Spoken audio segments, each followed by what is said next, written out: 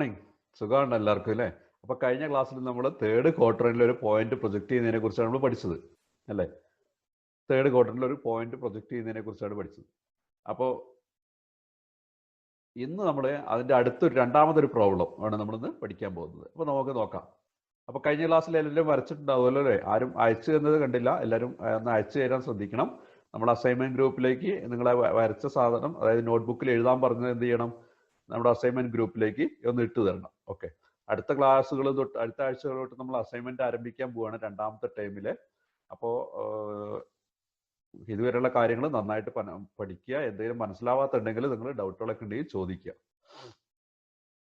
അപ്പോൾ നമ്മൾ ഇന്ന് പഠിക്കാൻ പോകുന്ന ചോദ്യം എന്ന് പറഞ്ഞാൽ, A point B is located 22 mm below HP and 32 mm behind VP. Draw it projections. അതായത് നമ്മൾ കഴിഞ്ഞ ക്ലാസ്സിൽ നമ്മൾ പറഞ്ഞു, ബിലോ HP-യും ബിഹൈൻഡ് VP-യും വന്നാൽ ഏത് പോയിന്റാണ് ഓർത്തിരിക്കുന്നത്?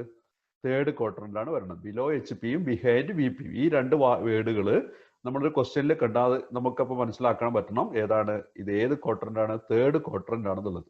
അപ്പോൾ നമ്മൾ കുറച്ച് കാര്യങ്ങൾ അന്ന് നമ്മൾ പഠിച്ചിരുന്നു. In front of VP, above HP എന്നൊക്കെ പറഞ്ഞിട്ട്, അല്ലെങ്കിൽ എബോവ് HP, ബിഹൈൻഡ് VP, അതുപോലെ തന്നെ ബിലോ HP, ബിഹൈൻഡ് VP.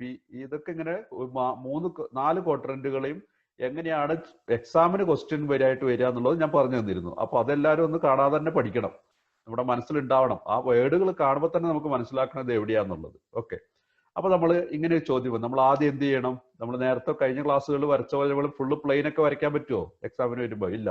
അത് നിങ്ങൾക്ക് മനസ്സിലാക്കാൻ വേണ്ടിയിട്ട് വരച്ചു കാണിച്ചാണ്. അപ്പൊ ഇനി മുതൽ നമ്മൾ എന്ത് ചെയ്യും? പ്ലെയിൻ ഒന്നും വരയ്ക്കില്ല. അതിന് പകരം അതിന്റെ 2D വ്യൂ വരയ്ക്കും. ഈസി ആയിട്ട് വരയ്ക്കാൻ പറ്റും 2D വരയ്ക്കും. അപ്പൊ ആദ്യം നമ്മൾ എന്ത് വരയ്ക്കണം? നമ്മൾ HP എന്നുള്ള പ്ലെയിൻ നമ്മൾ വരച്ചു. HP പ്ലെയിന് വേണ്ടിയിട്ട് നമ്മളൊരു ലൈൻ വരച്ചു. നമ്മൾ സെക്കൻഡ് ക്വാർട്ടറിൽ വരച്ചപ്പോൾ ഞാൻ പറഞ്ഞു തന്ന അതേ മെത്തേഡ് തന്നെ ഇവിടെ നമ്മൾ ഉപയോഗിക്കുന്നത്. അപ്പൊ നമ്മൾ HP എന്നുള്ള പ്ലെയിൻ വരച്ചു. അതിനുശേഷം വീണ്ടും എന്ത് ചെയ്തു? നമ്മൾ അതിന് പെർപെൻഡിക്കുലർ ആയിട്ട് അടുത്ത ലൈൻ വരച്ചു. അതിന്റെ പേരെന്താണ്? VP എന്നുള്ള പ്ലെയിൻ നമ്മൾ വരച്ചു. ഇത് നമ്മൾ 2D വ്യൂവിൽ വരയ്ക്കുന്നതാണ്. പ്ലെയിൻ ആയിട്ട് വരയ്ക്കുന്നില്ല, അതിന് വരെ 2D വ്യൂവിൽ വരയ്ക്കുന്നത് മാത്രം. അപ്പൊ ഇത് ഫസ്റ്റ് ക്വാർട്ടറിന്റെ ആയിരിക്കും, ഇത് സെക്കൻഡ് ക്വാർട്ടറിന്റെ, ഇത് തേർഡ് ക്വാർട്ടറിന്റെ, ഇത് ഫോർത്ത് ക്വാർട്ടർ. അങ്ങനെ 4 ക്വാർട്ടറിന്റുകൾ ആന്റി ക്ലോക്ക് വൈസ് നമ്മൾ മാർക്ക് ചെയ്യണം. ഓക്കെ, ഇനി നമ്മളോട് പറഞ്ഞിരിക്കുന്നത് ഈ പോയിന്റ് നമ്മൾ എവിടെ വരെ ഇത് പ്രൊജക്ഷൻ, അതായത് ഈ പ്ലെയിനുകളിൽ എവിടെയാണ് ഈ പോയിന്റ് ലൊക്കേഷൻ ആണ് നമ്മൾ നോക്കുന്നത്. അപ്പൊ പറഞ്ഞാൽ എന്താ? 22 mm 22 mm ബിലോ HP ആണ്. HP-യിൽ നിന്ന് 22 mm താഴെ, നമുക്ക് HP-യിൽ നിന്ന് 22 mm താഴെ ഒരു പോയിന്റ് നമുക്ക് മാർക്ക് ചെയ്യാം. ഇനി അതുപോലെ തന്നെ ആ പോയിന്റ് എവിടെയും കൂടിയാണ്? VP-യിൽ നിന്ന് 32 mm പുറകിലേക്കാണ്. VP-യിൽ നിന്ന്, ഇതാണ് VP-യിൽ നിന്ന് 32 mm പുറകിലേക്കും കൂടി വന്നു കഴിഞ്ഞാൽ എവിടെയാണോ പോയിന്റ് കിട്ടുന്നത് അതാണ് ഏതെന്ന് പറയുന്നത്? പോയിന്റ് B എന്ന് പറയുന്നത്. ആ പോയിന്റിന് B കിട്ടുന്നത് എവിടെയാണ്? 22 mm താഴെ, HP-യിൽ നിന്ന് 22 mm താഴെ, ബിഹൈൻഡ് VP-യിൽ നിന്ന് 32 mm പുറകിൽ. അതാണ് പറയുന്നത് 22 mm 22 mm below HP and 32 mm behind VP. Okay, 32. അപ്പൊ നമുക്ക് പോയിന്റ് എവിടെയാന്നുള്ളത് നമുക്ക് കിട്ടി. ഇവിടെയാണ് നമ്മുടെ പോയിന്റ് എന്ന് പറഞ്ഞത്.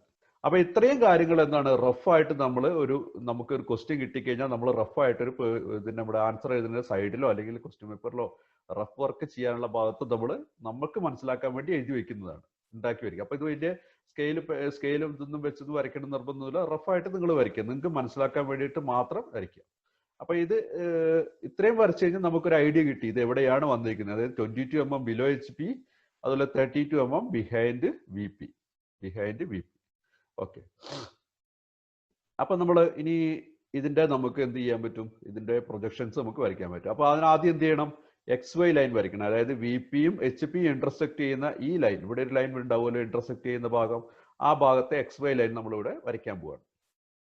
അപ്പൊ XY ലൈൻ നമ്മൾ വരച്ചു. ഇനി എന്ത് ചെയ്യണം? നമ്മൾ ഇതിന്റെ ഫ്രണ്ട് വ്യൂ എവിടെ വരും എന്നുള്ളത് നോക്കാം. ഫ്രണ്ട് വ്യൂ എവിടെ വരും? ഫ്രണ്ട് വ്യൂ എന്ന് പറഞ്ഞാൽ എവിടെ നോക്കുന്നത്? ഇവിടുന്ന് നോക്കുന്നത് അല്ലേ? ഇവിടുന്ന് നോക്കുന്നത് അല്ലെ? ഇരുപത് നോക്കുന്നത് ഏത് പ്ലെയിനിൽ കിട്ടും? VP-യിൽ കിട്ടും. VP-യിൽ, അതായത് ഈ ഭാഗത്ത് കിട്ടും. ഈ ഭാഗത്ത് കിട്ടുമ്പോൾ എത്ര താഴ്ന്നായിരിക്കും കിട്ടുക? ഈ പോയിന്റിൽ നിന്ന് XY ലൈനിൽ എത്ര താഴ്ന്നായിരിക്കും? ഇവിടെ 20 കൊടുത്തിട്ടുണ്ട്. 22 mm താഴെയായിരിക്കും നമുക്ക് എന്ത് കിട്ടുക? ഫ്രണ്ട് വ്യൂ കിട്ടുക. അതിന് നമ്മൾ എന്ത് പേര് കൊടുക്കും? എന്താ പേര് കൊടുക്കുക? C ഡാഷ്, അതായത് B ഡാഷ് എന്നുള്ള പേരാണ് കൊടുക്കുക. കാരണം പോയിന്റിന് നമ്മുടെ പേര് ഇവിടെ കൊടുത്തിരിക്കുന്നത് B ആണ്. അപ്പൊ ഇവിടെ കിട്ടുന്ന പോയിന്റ് നമ്മൾ B ഡാഷ് എന്നുള്ള പേര് നമ്മൾ കൊടുക്കാം.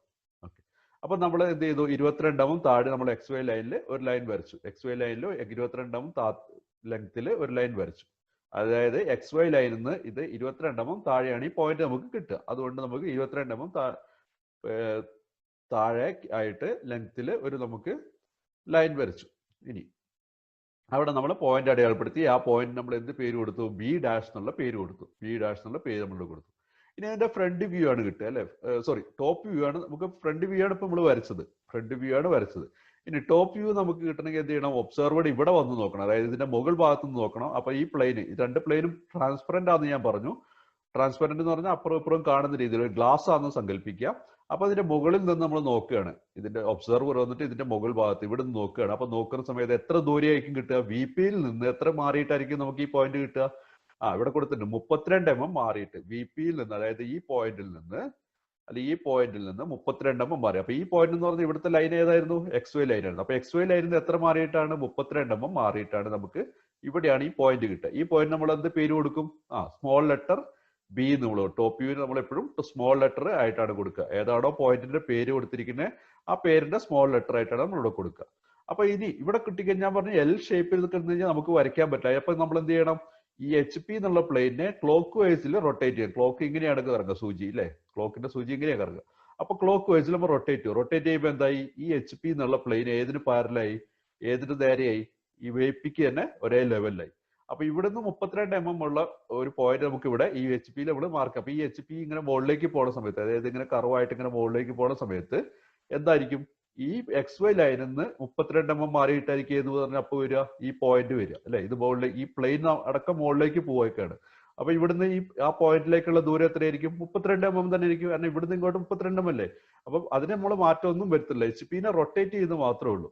അപ്പൊ അങ്ങനെ റൊട്ടേറ്റ് ചെയ്ത് മുകളിലേക്ക് കഴിഞ്ഞപ്പോൾ മുകളിലേക്ക് എത്ര വേണം? 32 mm. അപ്പൊ അത് ഏത് ലൈനിലും സെയിം ലൈനിലായിരിക്കും, ഒരേ ലൈനിലായിരിക്കും. ഈ അതായത് നമ്മളിവിടെ ഫ്രണ്ട് വ്യൂ വരച്ച അതേ ലൈനിൽ തന്നെയായിരിക്കും നമുക്ക്. അപ്പൊ ഇവിടെ നമ്മൾ എങ്ങനെ വരയ്ക്കും? ഈ ഫ്രണ്ട് വ്യൂ വരച്ച അതേ ലൈനിൽ തന്നെയായിരിക്കും നമുക്ക് എന്ത് കിട്ടുക? ഈ പറഞ്ഞ ടോപ്പ് വ്യൂ നമുക്ക് വരയ്ക്കേണ്ടത്. അപ്പൊ ടോപ്പ് വ്യൂ എത്രയാന്ന് നമ്മൾ പറഞ്ഞു? ഇവിടുന്ന് ഇങ്ങോട്ടുള്ള ദൂരം 32 mm ആണ്. അപ്പൊ നമ്മൾ എന്ത് ചെയ്യും? അടുത്ത ലൈൻ വരച്ചു 32 mm നമ്മൾ ഇതിനെ ഡയമെൻഷൻ ചെയ്തതിന് ശേഷം 32 mm നമ്മൾ മുകളിലേക്ക് ഒരു ലൈൻ വരച്ചു. അവിടെ ഒരു പോയിന്റ് അടയാളപ്പെടുത്തി. ആ പോയിന്റിന്റെ പേരെന്തായിരിക്കും? ഞാൻ പറഞ്ഞത് ബി എന്നായിരിക്കും. സ്മോൾ ലെറ്റർ ബി എന്നായിരിക്കും. അതേതാണ് പോയിന്റ്? നമ്മുടെ ടോപ്പ് വ്യൂ ആണ് നമ്മൾ വരച്ചത്. ഇനി ടോപ്പ് വ്യൂ വരച്ചു നമ്മൾ. അതിന് ശേഷം അതിന്റെ ഡയമെൻഷൻ ചെയ്തു. 32 എന്നുള്ളത് ഡയമെൻഷൻ ചെയ്തു. ഡയമെൻഷൻ ചെയ്തതിന് ശേഷം അപ്പൊ എത്രത്തോളം ആയപ്പോൾ നമ്മൾ എന്തായി? നമ്മുടെ പ്രൊജക്ഷൻസ് നമ്മൾ കഴിഞ്ഞു. ഇനി നമ്മൾ എന്ത് ചെയ്യണം? ഇതിന്റെ ഡയമെൻഷൻസ് ഏതാണെന്നുള്ളത് നമ്മൾ അടിയിലൊന്ന് എഴുതണം. ഓൾ ഡയമെൻഷൻസ് ആർ mm എന്നുള്ളത് നമ്മളൊന്ന് എഴുതി വെക്കണം. അപ്പൊ ഇത്രയും വരച്ചു കഴിഞ്ഞാൽ എന്തായി? നമ്മുടെ ക്വസ്റ്റ്യനുള്ള ആൻസർ ആയി. അപ്പൊ ഇതാണ് നിങ്ങളുടെ നോട്ട്ബുക്കിൽ നിങ്ങൾ വരച്ചു വെക്കേണ്ട ഈ ക്വസ്റ്റ്യൻ എഴുതിയെടുക്കുക. ഇത് റഫായിട്ട് വരയ്ക്കേണ്ടതാണ്. ഇത് നമ്മൾ റഫായിട്ട് തന്നെ വരയ്ക്കുക. നിങ്ങൾ എങ്ങനെയാണ് ഇത് കിട്ടിയത് മനസ്സിലാക്കാൻ വേണ്ടി മാത്രം വരയ്ക്കുക. എന്നിട്ട് അതിനകത്ത് ഈ എച്ച് പി റൊട്ടേറ്റ് ചെയ്യണ കാര്യം ഒന്ന് എഴുതി വെക്കുക. എച്ച് പി ഏത് ഡയറക്ഷനിൽ റൊട്ടേറ്റ് ചെയ്യണം? Clock vice. ഇവിടുന്ന് ഒരു ആരായിട്ട് കാണിച്ചിട്ട് ക്ലോക്ക് വൈസ് റൊട്ടേറ്റ് ചെയ്യുന്നു എഴുതി വെക്കുക. ഇനി ഇതാണ് നമ്മുടെ ആൻസർ എന്ന് പറയുന്നത്. നമ്മുടെ ഇപ്പോൾ എക്സാമിന് ക്വസ്റ്റ്യൻ വരുമ്പോൾ നമുക്ക് ഇതാണ് നമുക്ക് അവിടെ കിട്ടേണ്ടത്. അപ്പൊ ഡയമെൻഷൻ ചെയ്യുന്നൊക്കെ കൃത്യമായിട്ട് രീതിയിൽ ഡയമെൻഷൻ ചെയ്ത് വെക്കുക. ഈ രണ്ട് പേരുകൾ കൃത്യമായിട്ട് ഇട്ട് കൊടുക്കുക. ഇത്രയും ചെയ്താൽ നിങ്ങൾക്ക് ആ ക്വസ്റ്റ്യനുള്ള ഫുൾ മാർക്ക് നമുക്ക് കിട്ടും. ഓക്കെ. അപ്പൊ എല്ലാവർക്കും ഈ ക്ലാസ് മനസ്സിലായിട്ടുണ്ടായിരിക്കുന്നു. നോട്ട്ബുക്കിൽ എഴുതിയിട്ട് നിങ്ങൾ നിങ്ങളുടെ അസൈൻമെന്റ് ഗ്രൂപ്പിൽ നിങ്ങൾ ഇന്ന് സബ്മിറ്റ് ചെയ്യണം. അപ്പൊ എല്ലാവർക്കും അടുത്തൊരു ദിവസം മറ്റൊരു ക്ലാസ്സുമായിട്ട് നമുക്ക് വീണ്ടും കാണാം. അതുവരെയ്ക്കും നന്ദി, നമസ്കാരം. Thank you.